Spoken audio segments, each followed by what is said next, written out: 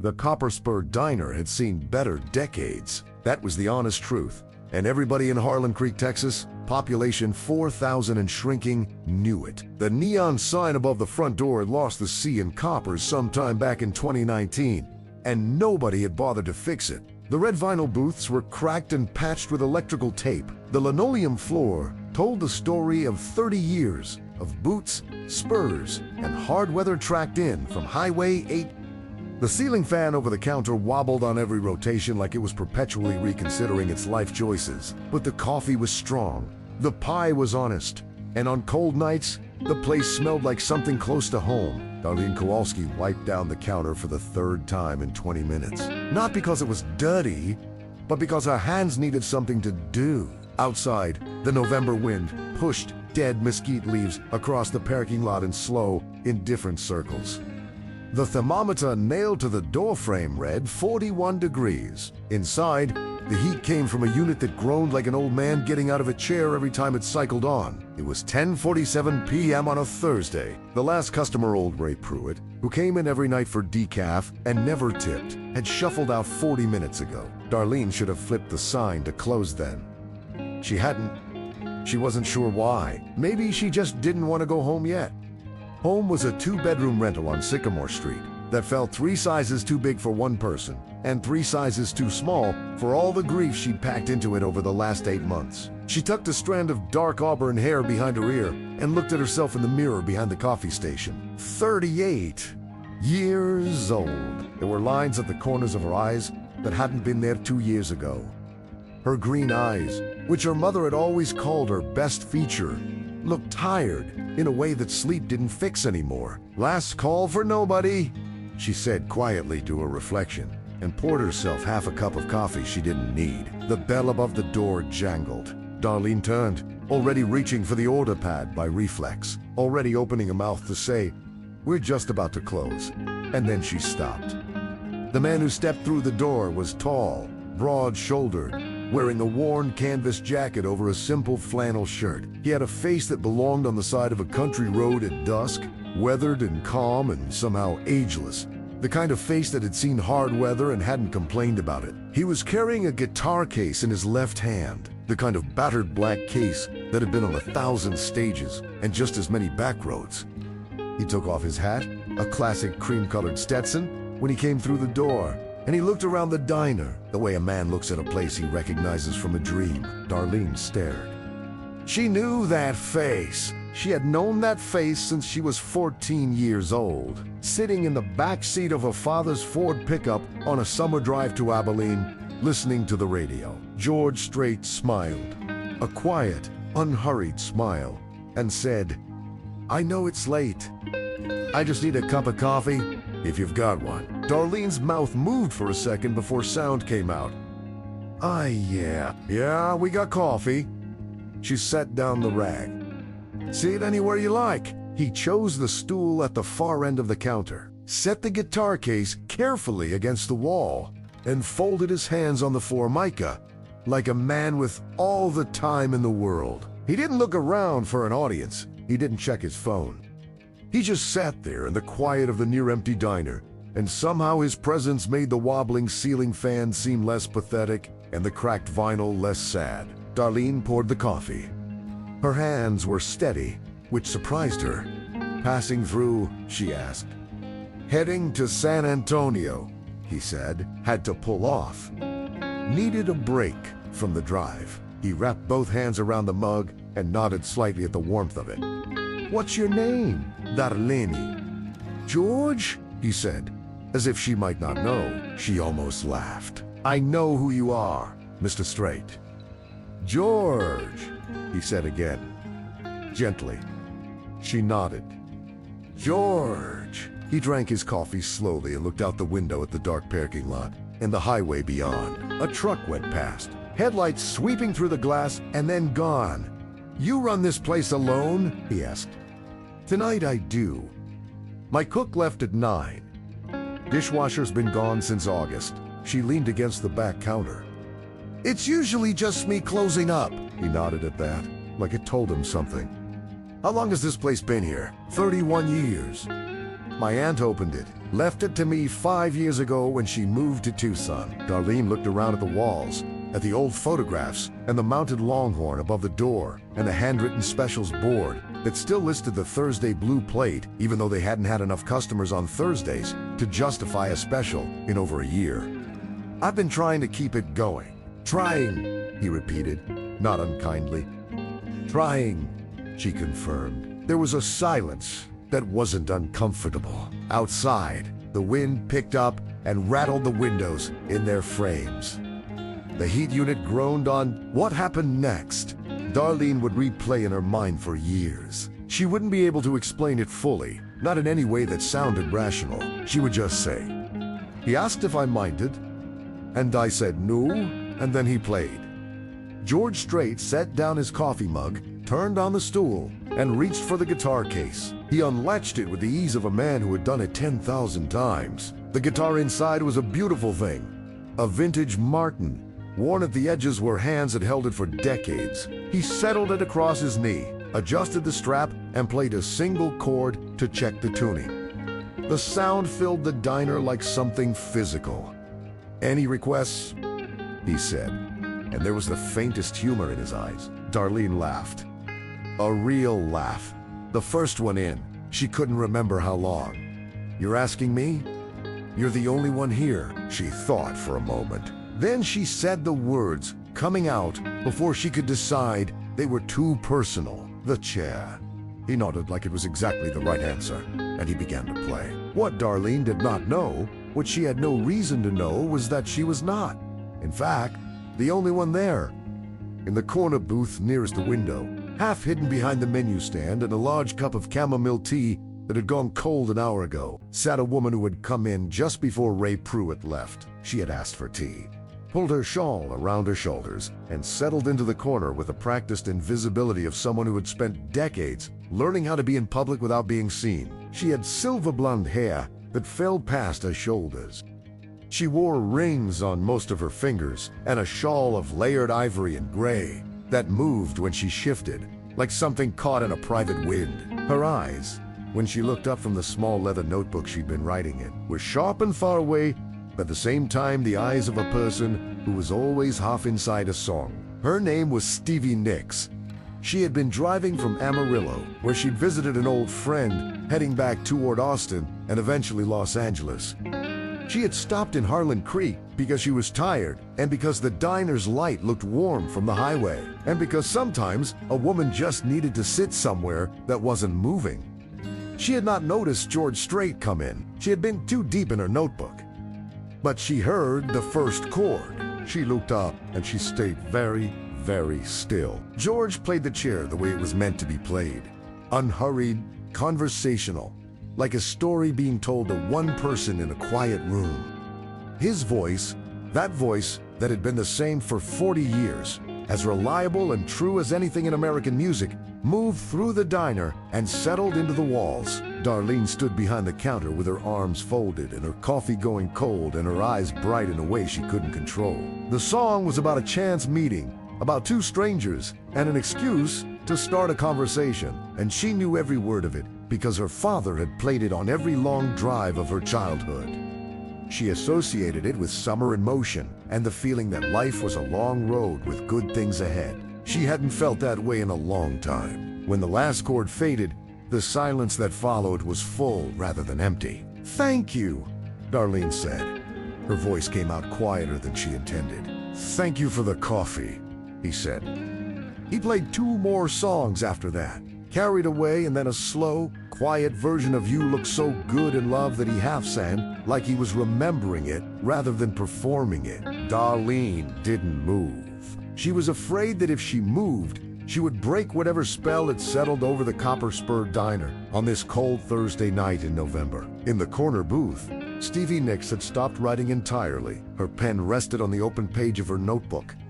She was watching and listening with the full attention of someone who understood exactly what was happening and how rare it was. At 11:23 p.m., George Strait played the last note, rested his hand flat on the strings, and looked at Darlene. "You're going to be all right," he said simply. Darlene pressed her lips together. "You don't know that." "No, he admitted. But I think you are. He put the Martin back in its case with the same careful respect he'd taken it out with. He laid two $20 bills on the counter, far more than the coffee cost, and put his Stetson back on. He picked up the case. Good luck with this place, he said, nodding at the diner. Good luck with San Antonio, she said. He smiled. He walked to the door, pushed it open, and the cold came in for a moment before the door swung shut behind him. Through the window, Darlene watched his taillights pull out of the parking lot and disappear south on Highway 87. She stood there for a long moment. Then she heard movement behind her. She turned to find the woman from the corner booth standing at the counter, and for the second time in one night, Darlene's breath caught in her chest as recognition arrived like a slow wave. The woman with the silver hair and the rings and the shawl set a folded piece of paper on the counter. On top of it, she placed $500 in cash. That was one of the most beautiful things I've ever seen, Stevie Nicks said quietly. Her voice was exactly what it sounded like in interviews. Low, a little rough at the edges, completely sincere. And I've seen a lot of beautiful things. Darlene looked at the money. I can't. You can, Stevie said. Consider it a tip. She tapped the folded note. Read that when I'm gone, honey? Not before. She pulled her shawl close, picked up her bag, and walked to the door. She paused with one hand on the frame and looked back at Darlene one last time. Don't close this place, she said. The world needs more rooms like this one. And then she was gone. Darlene stood alone in a copper-spurred diner. The ceiling fan wobbled. The heat unit groaned. The coffee on the burner had gone thick and dark. She picked up the folded note. Her hands were not steady anymore. She opened it. She read it. And she sat down on the stool behind the counter and cried, not from sadness, but from the sudden, overwhelming, terrifying feeling of being seen. Darlene didn't read the note out loud to anyone that night. She didn't photograph it or share it. She folded it back up, tucked it into the pocket of her apron, and carried it home like something fragile. She lived 8 blocks from the diner, close enough to walk on warm nights, though tonight she drove because the cold had teeth. Harlan Creek was quiet at this hour. The gas station on Main Street, glowing orange and empty, the Dollar General dark, the water tower standing above the rooftops with the town's name painted on its belly in letters that had been fading since 1987. She let herself into the house and stood in the front hallway for a moment, adjusting to the silence Nuderin's me, Simvicto left on. No small voice from the back bedroom. Her son Connor, 9 years old, with her green eyes and his father's stubborn jaw, was at his father's place tonight, as he was every Thursday and Friday and every other weekend. Per the agreement that had been signed in a lawyer's office in August and had felt like signing away a piece of herself, she sat at the kitchen table, still in her coat, and took out the note. It was written in a looping, slightly theatrical hand on a page torn from a leather notebook. The handwriting was that of a person who thought in images rather than bullet points. It said, Darlene, I don't know your story, but I know what I just watched, and I know what your face looked like during that music. I've been in this business for 50 years, and I have learned one thing that took me too long to learn. The moments that break open your chest are not accidents. They're directions. I have a friend in Austin. Her name is Beverly Calhoun. She works with a small foundation that helps independent businesses in rural Texas. Call her. Tell her Stevie sent you. She'll know what to do. Also, you have a voice. I could hear you humming along. Don't waste it. SNPS The Pie was excellent. Darlene read it 4 times. Then she set it on the table, got up, put the kettle on, and stood at the kitchen window, looking out at the backyard where Connor's bicycle was leaning against the fence. She had bought him that bicycle for his birthday in June, 2 months before the divorce was finalized. Back when she had still been telling herself things might be okay, the bike had a dent in the front fender now from the time he'd ridden it into the fence post, and she hadn't fixed it yet. And for some reason, that small, unrepaired dent felt like an emblem of everything she hadn't been able to hold together. Her ex-husband, Dale Kowalski, was not a bad man. That was the honest truth. and it made everything harder rather than easier. He was a decent man who had married a woman he didn't fully understand and spent 8 years being quietly disappointed about it. He worked in equipment sales, drove a company truck, coached Connor's Little League team with genuine enthusiasm, and had, approximately 3 years into their marriage, stopped knowing what to say to Darlene. She had felt herself disappearing inside that silence long before she acknowledged it. The divorce had been mutual in the technical sense. They had both signed, but it had hollowed her out in a way she hadn't anticipated. Not because she missed Dale, exactly, but because she missed the life she had imagined they would have. She missed the version of herself who had believed in that life. And then there was the diner. The Copper Spur had been struggling since before she inherited it, but the last 2 years had accelerated the decline with a kind of grim momentum. A new chain restaurant had opened in Carrington, 20 minutes up the road, and it had pulled away a third of her regular lunch traffic. Her cook of 6 years, a man named Bobby Draper who made the best chicken fried steak in 3 counties, had left in August to take a kitchen job at the new place. She couldn't blame him. She hadn't been able to give him a raise in 2 years. Without Bobby, the menu had contracted. Without the menu, the regulars thinned. Without the regulars, the margins got uglier every week. She owed 4 months of back rent on the building to its owner, Frank, a man in his 70s who had so far been patient and kind about it in a way that made her feel worse rather than better. She owed the food distributor. She owed the repair company that had serviced the walk-in cooler in September. She had $3,400 in her checking account and a spreadsheet on her laptop that she opened every few days, made small adjustments too, and then closed quickly because looking at it too long made her chest tight. The diner was not going to survive another 6 months on its current trajectory. She knew this the way you know something you haven't yet said out loud, with a cold certainty that lives in the body before it reaches the tongue. She had not told Connor. She had not told Dale. She had not even told her closest friend, Patty Aldridge, who had worked the morning shift at Copper Spur for 11 years and whose livelihood was therefore also at stake. She had been carrying it alone, the way she had learned to carry most things. The kettle boiled. She made tea. She didn't drink. She sat at the kitchen table and picked up her phone and searched for Beverly Calhoun, Austin, Texas Foundation. 3 results came up. The second one was a small nonprofit called the Texas Roots Business Initiative, and the contact page listed a Beverly Calhoun as program director. Darlene stared at the name on the screen for a long time. It was nearly midnight. She set the phone face down and went to bed. She did not sleep for 2 hours. She lay in the dark and listened to the windwork at the windows and thought about a man's voice filling an empty diner and a woman in a shawl watching from a corner booth and the note that was now folded on her kitchen table. The moments that break open your chest are not accidents.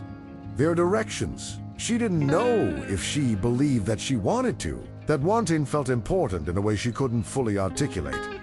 At 1:40 a.m., she turned on a bedside lamp, picked up her phone again, and composed an email to Beverly Calhoun. She wrote it carefully, erased it twice, wrote it again. She explained who she was and where she was and what the Copper Spur was. She mentioned Stevie, feeling faintly absurd as she typed the name. She described the diner, not its problems, but its history. 31 years on Highway 87. Her aunt's hands on the counter. The smell of coffee, and the mounted Longhorn, and the handwritten specials board. She sent it before she could change her mind. Then she turned off the light and lay in the dark and felt, for the first time in months, like she had done something that pointed forward instead of sideways. Friday arrived gray and cold. Darlene was at the diner by 6:30, which was earlier than she needed to be, but later than she sometimes arrived when she couldn't sleep. She put the coffee on, prepped the morning mise in place.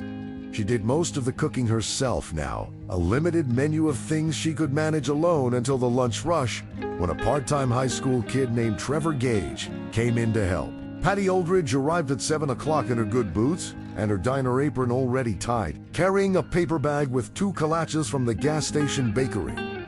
Patty was 54, twice divorced herself, and had the compact, efficient energy of a woman who had long ago made her peace with hard work and refused to be sentimental about it. She had dark eyes that missed nothing and a laugh that could fill a room. "You look like you slept 3 hours," Patty said, handing Darlene a kolache. "Something like that. Dale give you trouble about the schedule again?" "No." Darlene hesitated. "Something strange happened last night." Patty paused in unwinding her scarf. "Strange how?" Darlene told her. She told her the whole thing. Georgie's Strait the guitar, the 3 songs, Stevie Nicks in the corner booth, the note, the $500. She told it straight, without embellishment, because it didn't need any. Patty stood very still through all of it.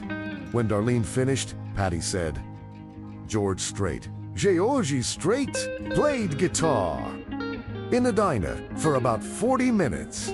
For you, I was the only customer." Patty sat down slowly on the stool behind the counter, and Stevie Nicks was in the corner booth the whole time. The whole time. I didn't even notice her until after he left. "Lord Almighty," Patty said. She picked up her kolache, put it down again. "And the note said to call this woman in Austin, Beverly Calhoun. Texas Roots Business Initiative. I emailed her last night." "You emailed her?" "At 1:40 in the morning." Patty looked at Darlene for a long moment, with an expression that was somewhere between disbelief and something warmer. Then she said, "Well, I guess we open the diner?" The morning was slow, as Fridays often were, a handful of regulars, 2 tables of highway travelers, a pair of ranch hands who came in 4 eggs and stayed for pie. Darlene moved through her shifts with a practiced automation of someone who has done a job long enough that the body knows it independent of the mind. She poured coffee and called orders and washed dishes in the intervals. And all the while, the note sat in her apron pocket and the email she'd sent sat in her phone's outbox like a bottle thrown into a river. At 10:15, her phone buzzed. She was in the middle of cracking eggs and almost missed it. She set down the eggs, wiped her hands, and looked at the screen. It was an email reply from Beverly Calhoun. "Miss Kowalski, I'm so glad Stevie passed along your information. I've been following the situation in rural Texas diner communities for some time, and what you're describing is exactly the kind of case our foundation was built for. I'm in Austin today, but could be in Harlan Creek by Monday afternoon. Would that work for a visit? I'd love to see the space and hear more about its history. Beverly Calhoun P.S. Stevie texted me this morning. She said you have a remarkable quality of stillness. I'm looking forward to meeting you." Darlene read the email, standing over the prep counter with egg on her fingers and the smell of coffee in the air and a feeling moving through her chest that she hadn't felt in so long she almost didn't recognize it. It was hope, cautious, provisionally, easily bruised. "But hope," she typed back. "Monday afternoon is perfect. Thank you." Connor came home Friday evening. Dale dropped him off at 6, which was their agreed time, and lingered for a moment at the door with the awkward, effortful civility of a man doing his best. He asked how the week had been. She said, "Fine." He nodded. He touched Connor briefly on the shoulder. A good father's touch, firm and present, and then got back in his truck and drove away. Connor was a quiet boy with big perceptions, the kind of child who saw more than he said. He had taken the divorce with a steadiness that was either resilience or suppression, and Darlene wasn't always sure which, and that uncertainty was one of the many things that kept her awake at 2 a.m. He sat at the kitchen table doing homework while she made dinner, pasta with a jar sauce she kept for nights when she had nothing left for cooking, and she watched him from the corner of her eye. He had a way of chewing his pencil when he was thinking that was her habit, transplanted. "Mom," he said, without looking up. "Yeah, but is the diner going to close?" She stopped stirring. "What makes you ask that?" she said carefully. He shrugged. "Cody Pruitt," said his dad, "said it probably was Rye Pruitt's son." "Of course." Darlene set down the spoon and turned around. "I'm working on it," she said. "I'm doing everything I can." Connor looked up at her. His green eyes were steady and too old for his face. "Okay," he said. "Okay," she said. He went back to his homework. She went back to the pasta. The kitchen was quiet except for the sound of the pot boiling and the pencil moving across paper and the wind that had not stopped since the night before, moving through Harlan Creek like something restless that hadn't found what it was looking for. The weekend passed with the slow weight of a held breath. Saturday brought a modest lunch rush, better than average, actually, which gave Darlene a sardonic twitch of humor at the timing. Trevor Gage did his best behind the grill, which was earnest, if not technically impressive, and Patty worked the floor with her usual efficient grace, and they got through the day without incident. Sunday was quieter. Darlene reorganized the storage room and repaired the leg on booth number 4 and stood for a long time, looking at the mounted longhorn above the door, which her Aunt Connie had hung there in 1997, and which Darlene had always found slightly absurd and completely right. She called her mother on Sunday evening. Her mother lived in Odessa now, had remarried a man named Phil who sold insurance and was perfectly pleasant, and they talked for 40 minutes about Connor and the weather and a road project on. Eventually, Darlene did not mention the diner's finances or George Strait or Stevie Nicks because some things required a particular readiness to share, and she wasn't there yet. She also did not tell her mother about the custody hearing that was scheduled for December 9th. That was 3.5 weeks away. Dale's lawyer had filed a motion in October requesting a modification to the custody arrangements, specifically seeking to increase Dale's custodial time from the current 40% to 60%. His grounds were, broadly, that Darlene's work schedule at the diner, including late nights and early mornings, created instability in Connor's routine. The motion was not, legally speaking, strong.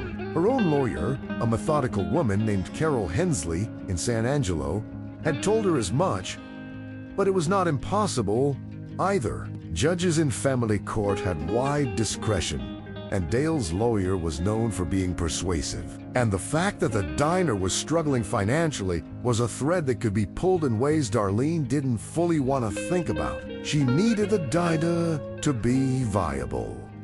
Not just for herself, but for Connor, because her lawyer had told her quietly that a stable, functioning business counted in her favor in ways that an empty building would not. Everything was connected. Everything rode on everything else. Beverly Calhoun arrived Monday at 2:15 p.m. in a silver Subaru with an Austin NPR bumper sticker and a tote bag that contained, as Darlene would later observe, more documents than most people accumulated in a year.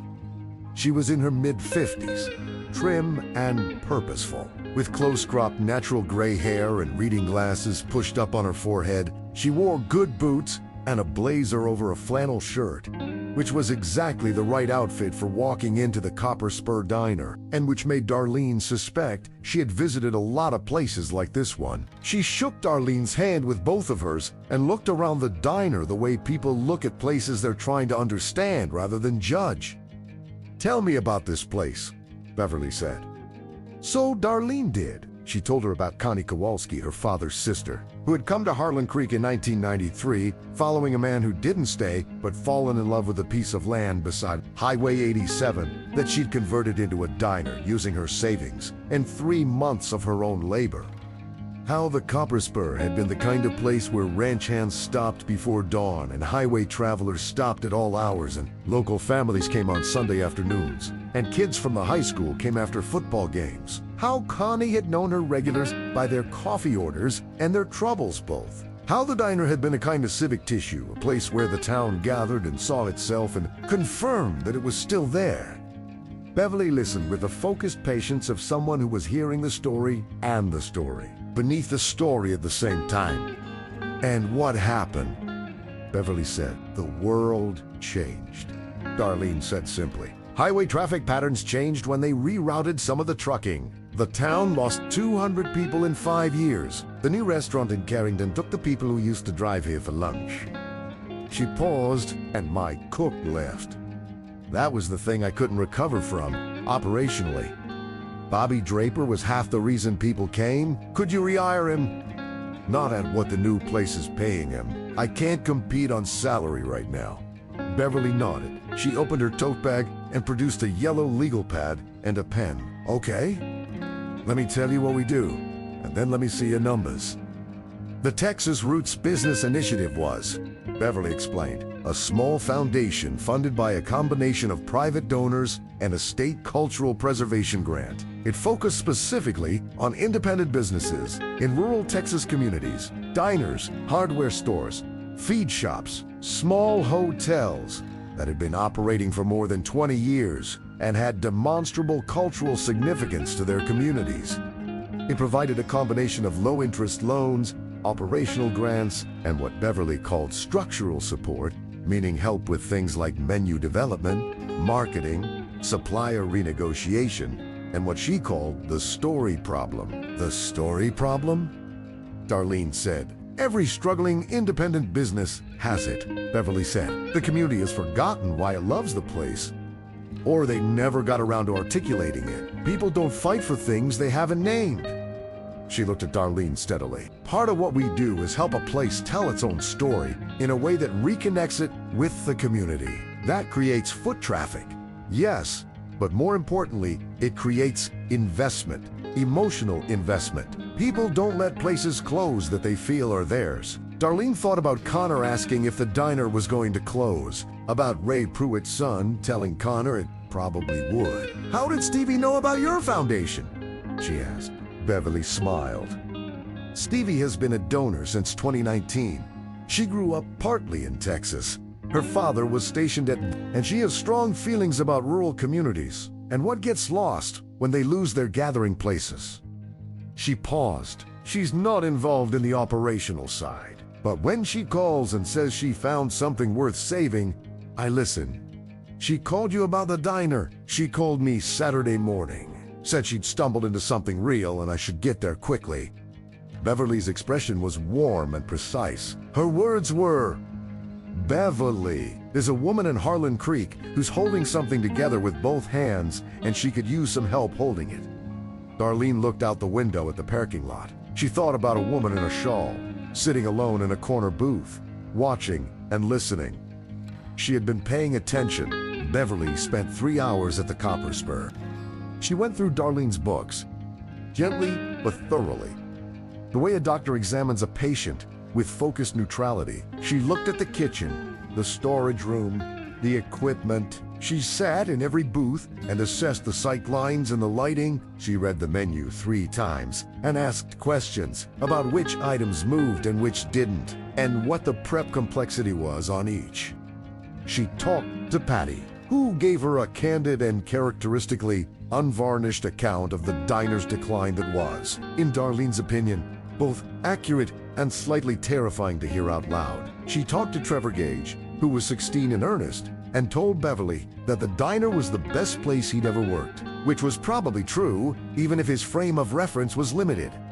Achi 5:15. Beverly sat back down across from Darlene in booth number 2 with her legal pad full of notes and her reading glasses now on her nose, and she said, Okay, here's what I think. The assessment was clear and specific, the kind that comes from someone who has done this many times. The Copper Spur had 3 things that couldn't be manufactured: history, location, and what Beverly called atmospheric authenticity. The bones of the place were good.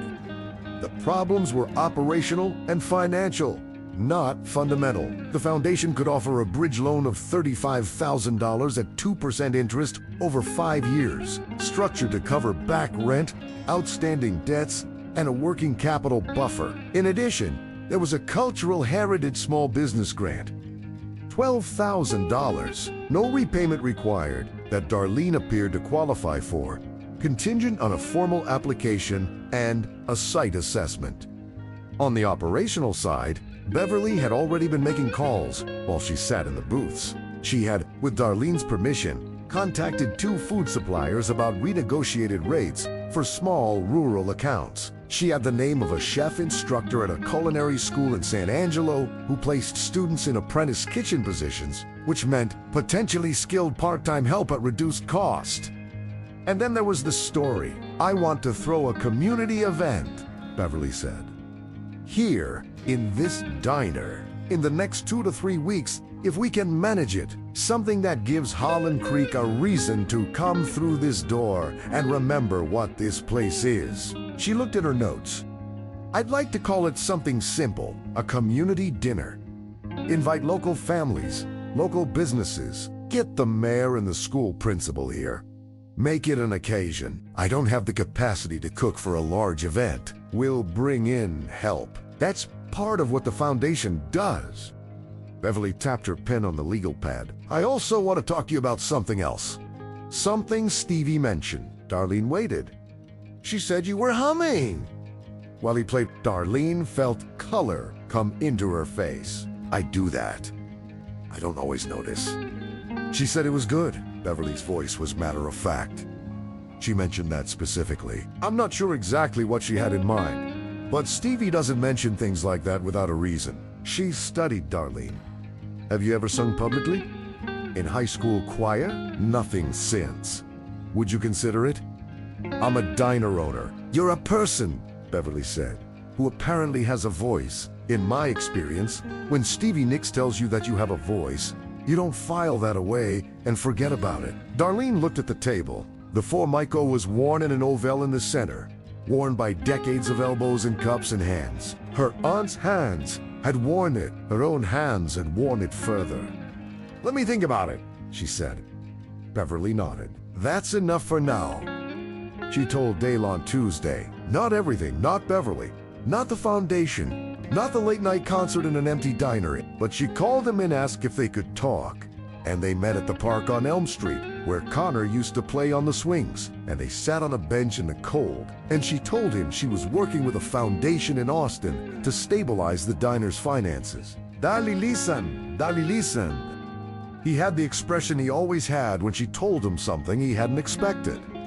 A careful blankness that she used to mistake for indifference, and now understood was just how he processed. When will you know if it works? He said. I don't know exactly. The next few weeks are important. He was quiet for a moment. Carol Hensley's going to bring up the diner at the hearing, he said. Not as a threat, just as information. I know. If it's turning around, it's turning around, she said, and saying it out loud. She found that she mostly believed it. Dale looked at the empty swings moving slightly in the wind. I'm not trying to take Connor from you, he said.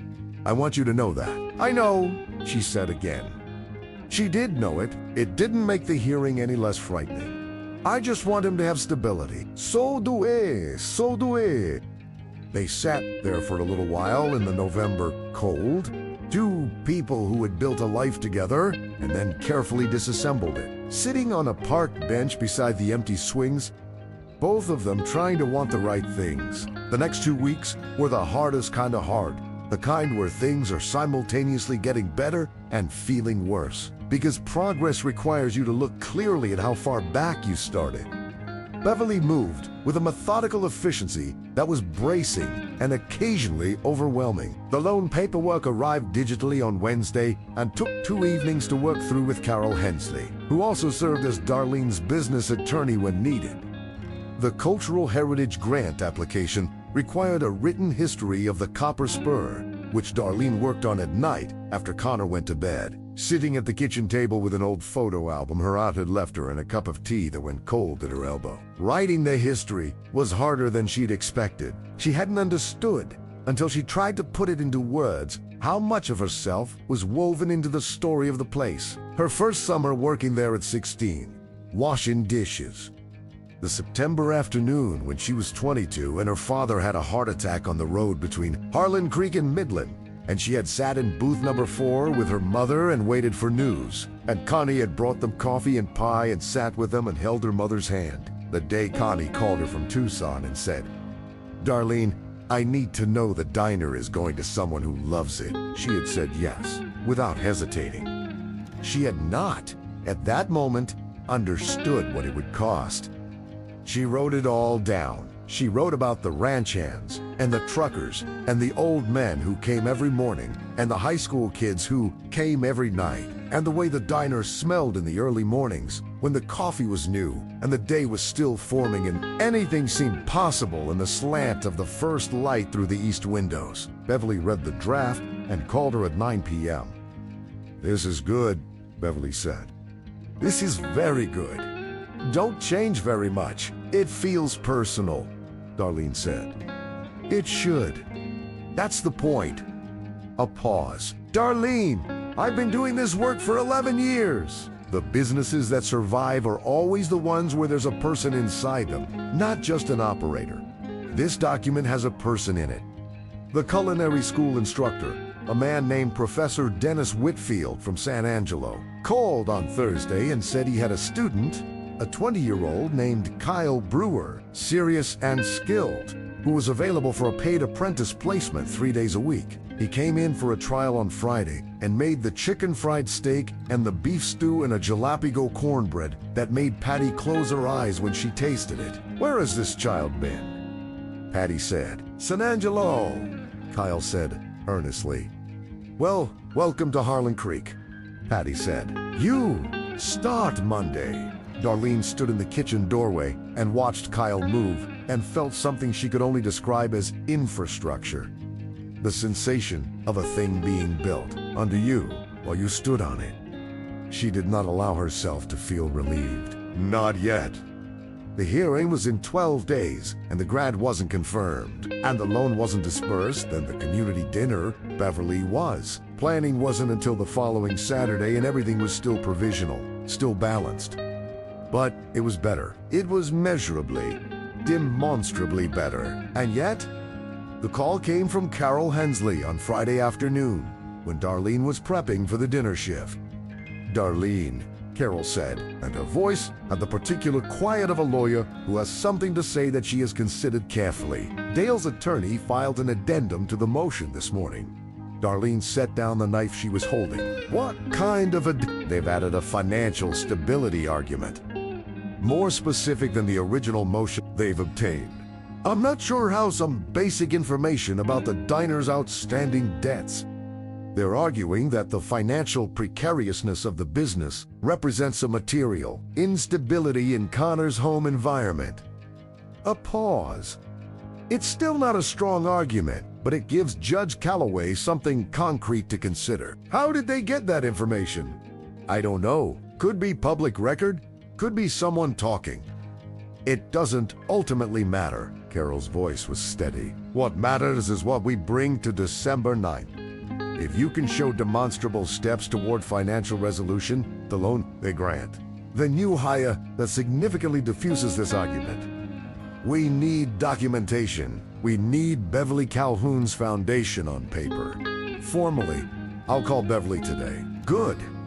And Darlene, Carol hesitated. I want to prepare you for the possibility that the judge may ask questions about your long-term plans for the diner. Be ready to speak to that.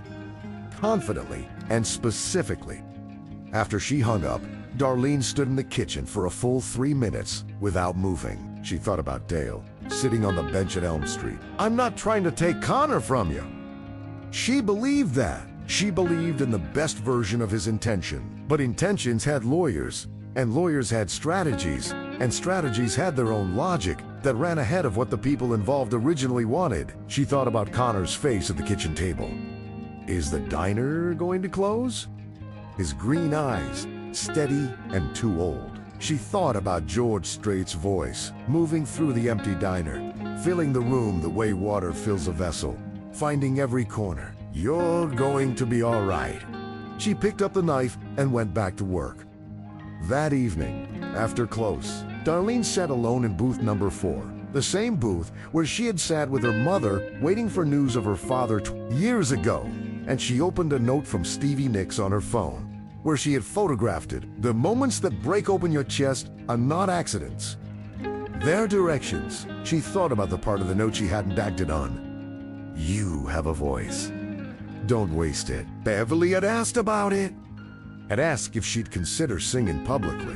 Darlene had said she'd think about it, and she had been thinking about it. And the thinking had been going in circles without resolution, because every time she approached the idea, she hit a wall of something she hadn't fully named yet. She sat with it now, in the quiet diner, and tried to name it.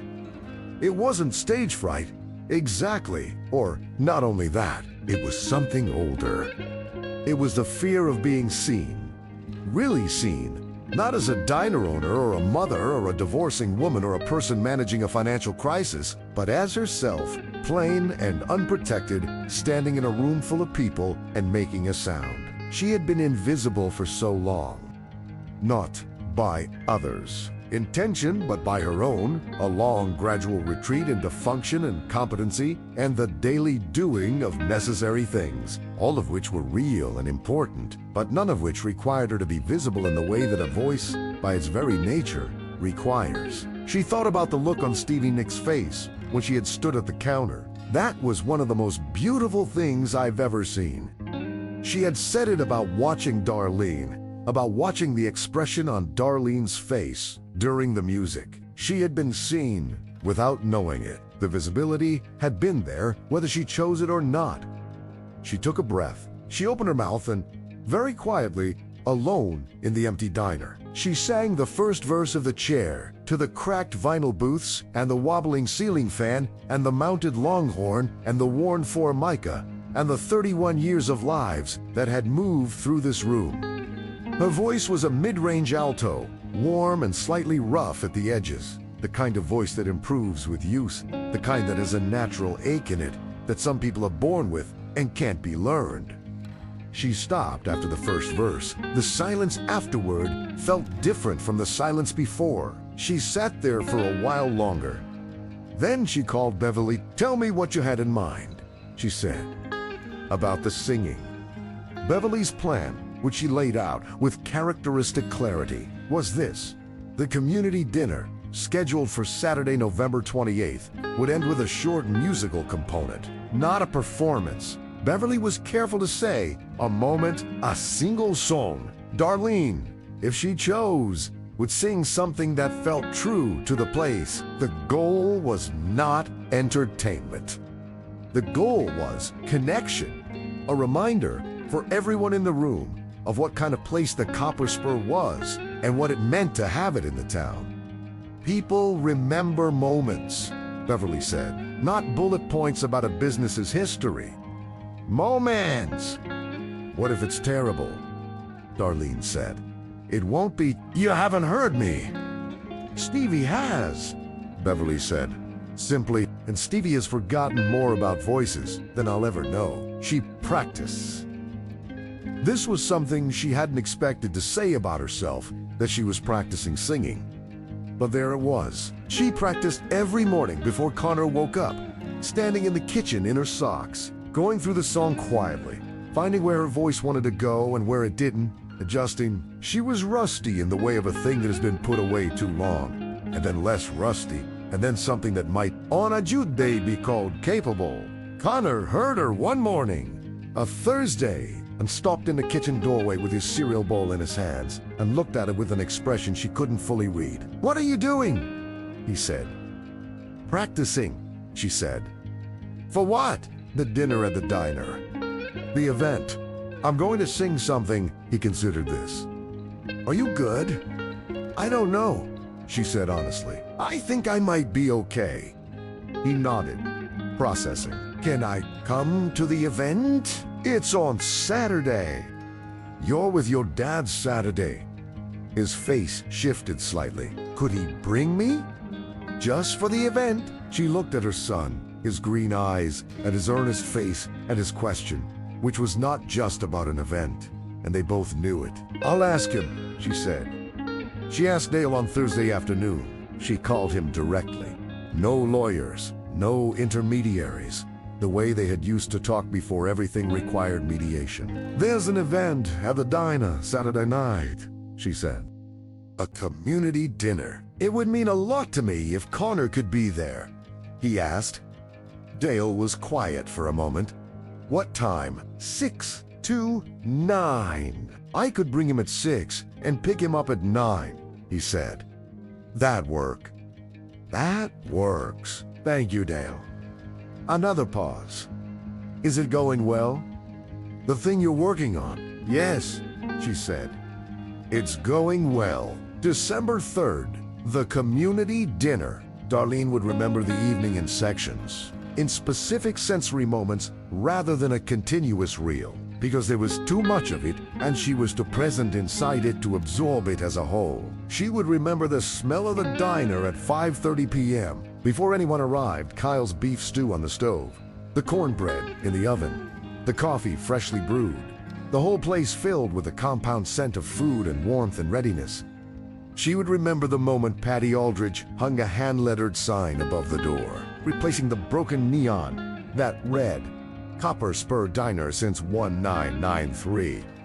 She would remember the sound of people arriving, the boots on the linoleum, the conversations overlapping, the booths filling and the counter filling, and chairs being brought from the back room to fill the spaces between tables, until the Copper Spur held 63 people, more than it had held at one time in at least 3 years.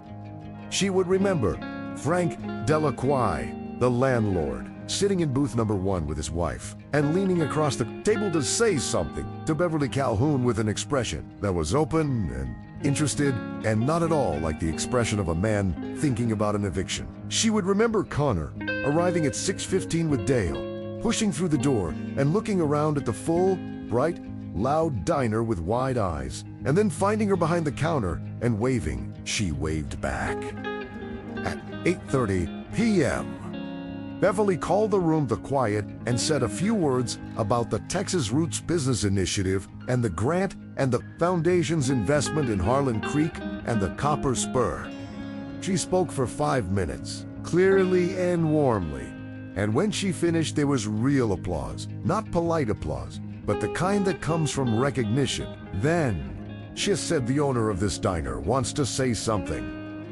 Darlene came out from behind the counter. She was wearing her good clothes, not fancy, just clean and pressed, a dark blue flannel shirt and her good jeans and her boots. She was carrying her aunt, Connie's old acoustic guitar, which had been in the storage room for years, which she had restrung 2 days earlier and tuned by ear with the help of a YouTube video at midnight. The room was quiet. She stood in the middle of her diner, her aunt's diner, the diner that smelled like coffee in 31 years, and she looked at the faces. She saw Patty, who had been here 11 years, and whose livelihood was braided with hers. She saw Trevor Gage, who was 16 and earnest, and had told the foundation director that this was the best place he'd ever worked. She saw Kyle Brewer, serious and skilled, who had come from San Angelo with his knives and his cornbread. She saw Frank Delacroix and his wife. She saw neighbors and ranchers and highway travelers and 2 women from the school district and the mayor of Harlan Creek, who was also the owner of the hardware store. She saw Connor sitting in booth number 4, watching her with his green eyes. She saw Dale beside him, and Dale's face was the face of a man watching something he recognized as important and letting it be important. She began to play.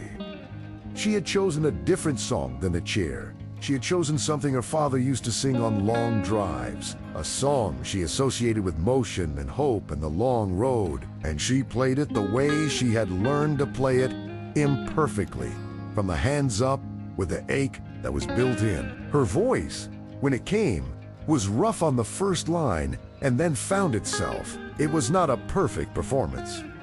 She missed a chord change in the second verse, and her voice wavered on the high note in the bridge, and she could feel all of it, every rough edge, every approximation. But underneath the imperfection was something real, an honest sound, undefended, present in the room. The 63 people in the Copper Spur Diner were very quiet. When she finished, there was a moment before the applause, a single beat of held breath, and that beat was the best part. That was the moment of contact, the moment of recognition, the thing Beverly had been describing when she said, "People remember moments." Then the room came alive. Connor was on his feet. The custody hearing was on December 9th, a Tuesday, in a courtroom in San Angelo that had the particular institutional smell of fluorescent lights and old paperwork and the weight of other people's decisions. Darlene wore her good dark jacket and sat beside Carol Hensley at the petitioner's table and did not look at Dale's table unless she had to. Carol had prepared her well. The documentation was complete. The Texas Roots Business Initiative loan agreement, the Cultural Heritage Grant Approval Letter, which had arrived to Darlene's barely contained disbelief, On December 5th, the new hire documentation for Kyle Brewer, the signed renegotiated supplier contracts, and a letter from Beverly Calhoun on Foundation letterhead that spoke to the Copper Spur's restored viability and Darlene's demonstrated commitment to its long-term operation. Carol had also included, at her own initiative, the San Angelo newspaper coverage of the community dinner, which had been written up by a reporter who had heard about it through the mayor, and a photograph of 63 people packed into a small diner in Harlan Creek, Texas, and one woman standing in the middle of them holding a guitar. Dale's attorney presented his arguments efficiently and professionally. The financial instability argument, in the face of the documentation Carol presented, lost most of its force, though it was pressed nonetheless. The schedule argument was more substantive, and Judge Calloway, a serious woman in her early 60s, who listened to everything without visible reaction, asked several questions about it. Then she asked Darlene directly, "Ms. Kowalski, what are your plans for the diner's staffing over the next 12 months? Specifically as it relates to your own hours and availability." Darlene had prepared for this question. She answered it clearly and specifically. The new kitchen staff reduced her personal cooking hours. The improved financial position allowed her to hire an additional part-time server. Her target was to restructure her schedule so that she worked no more than 45 hours per week and had consistent daytime availability during Connor's school hours. "And are those currently in place?" the judge asked. "Some of them are in place. The remainder are in progress, contingent on the grant funds which have been approved and are in The judge made a note.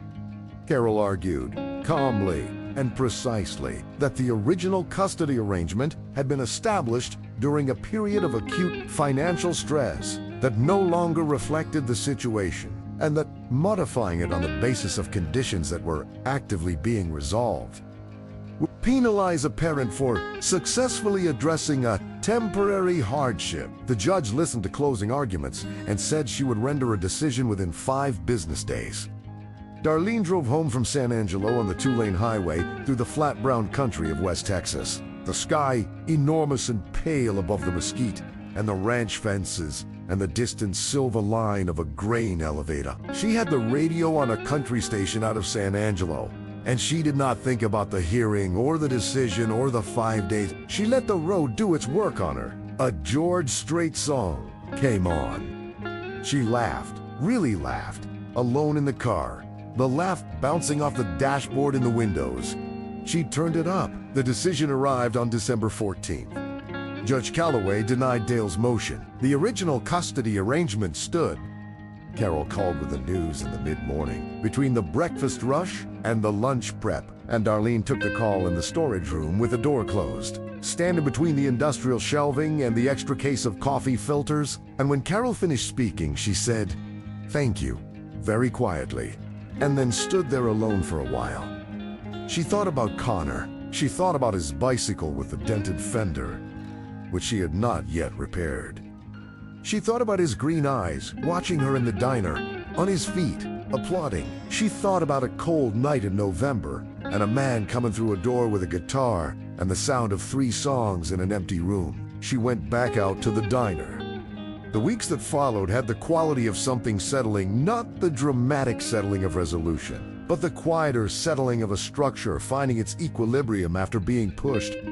Kyle Brewer came in Monday, Wednesday, and Friday, and was, within 2 weeks, indispensable. He had a natural affinity for the diner's existing food identity, the kind of cooking that was honest and filling and specific to the place, and he brought enough technical skill to elevate it without losing what it was. The chicken fried steak came back on the menu on his 2nd week, and the regulars noticed.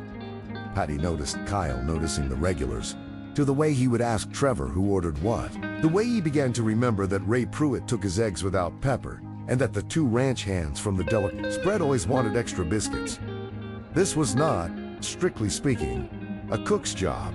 It was a diner person's instinct, and it was either there or it wasn't.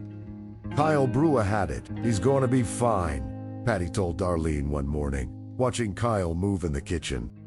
"He's already fine," Darlene said. "I mean, for the long run," Patty said. "He might stay." Darlene looked at the kitchen, at Kyle's young, focused face. and his efficient hands, and thought about her Aunt Connie, standing in that same kitchen in 1993, the year before Darlene was old enough to work there, building something she believed in out of savings and stubbornness and love for a piece of highway-side land. "I hope so," she said. The grant funds cleared on December 18th. Darlene paid Frank Delacroix the back rent in full that afternoon, driving to his house on the south side of Harlan Creek with a check and a container of Kyle's Jalapeño cornbread. Frank Delacroix was a man who had been around long enough to know what it meant when a business came back from the edge, and he accepted both the check and the cornbread with the understated grace of someone who was genuinely glad the situation had resolved the way it had. "Your aunt would have done the same thing," he said. "I hope so," Darlene said. "She would have done it louder," he said. Connie was never quiet about anything. Darlene smiled. No, she wasn't. She drove back to the diner in the late afternoon light, the sky going orange and gold over the flat land, the mesquite casting long shadows across the road. The radio was off. She drove in silence and thought about nothing in particular, which was its own kind of gift. The ability to drive through the late afternoon and not be thinking about debt or hearings or strategies and contingencies. The ability to simply be moving through the world in the particular light of a December afternoon in West Texas. She wrote to Stevie Nicks on December 12th. She had Beverly's contact information, and through Beverly, she obtained a mailing address. Stevie had apparently mentioned she preferred letters to email for correspondence of this kind, which Darlene found entirely appropriate. She sat at the kitchen table, in the same chair where she had sat the night she'd first read the note, and she wrote it by hand on good stationery she had bought at the drugstore. She wrote about Beverly and the foundation and what it had done. She wrote about Kyle and Patty and the community dinner and the 63 people. She wrote about the custody hearing and the decision and what it had meant. She wrote about Connor carefully, protectively, but enough. And then she wrote about the singing. She wrote about standing in the middle of her diner with her aunt's guitar and 63 people watching, and about the beat of silence before the applause, which she was still carrying inside her like something valuable. "I don't know," she wrote, "if what I did that night was good in any technical sense. But it was true, and I think maybe true is the thing that matters more. You said I have a voice. I think what you meant is that I have something to say. I'm still figuring out what all of it is, but I'm not filing it away. I wanted you to know that." She signed it, sealed it, and mailed it the next morning. Christmas that year was shared, as the agreement specified, Connor at his father's on Christmas, Eve and home with Darlene on Christmas Day. She had braced herself for this, had spent the weeks beforehand managing the anticipatory grief of the first Christmas in the new configuration, and then found that the actual day was simpler than she'd feared. Connor came home in the morning with his overnight bag and his father's easy warmth still on him, and they made pancakes together and opened presents and went for a drive in the afternoon past the ranch land outside town, the winter grass pale gold under a clear sky. Connor asked if they could stop at the diner, even though it was closed. They did.